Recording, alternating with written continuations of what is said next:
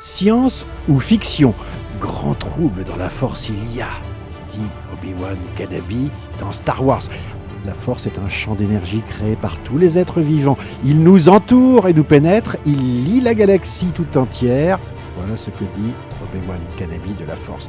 Mais qu'est-ce que la force quand il utilise les mots de la physique? Est-ce la force de gravité qui permet à toutes les étoiles de tenir dans l'enceinte de la galaxie? Ou quelque chose d'autre qui remplit tout l'univers? L'idée de quelque chose qui remplit l'univers n'est pas récente. La quintessence d'Aristote va dominer l'image du monde pendant des siècles. C'est le cinquième élément, c'est la nature de toutes les choses qui est invisible, une essence qui nous lie.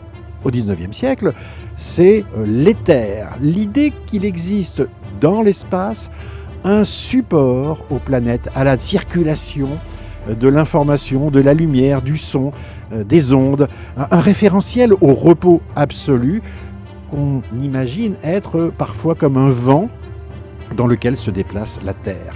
Et puis au XXe siècle, XXIe siècle même, c'est l'énergie du vide, mesurée par ce qu'on appelle l'effet Casimir en science, qui permet par exemple de voir deux bateaux dans un port se rapprocher l'un de l'autre, parce que les petites vaguelettes ne sont pas les mêmes que l'onde générale de la mer.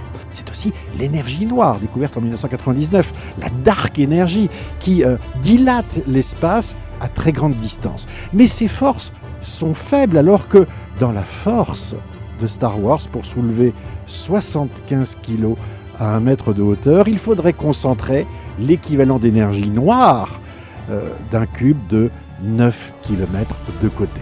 On le voit bien, la fiction dispose d'une force inconnue que la science cherche encore.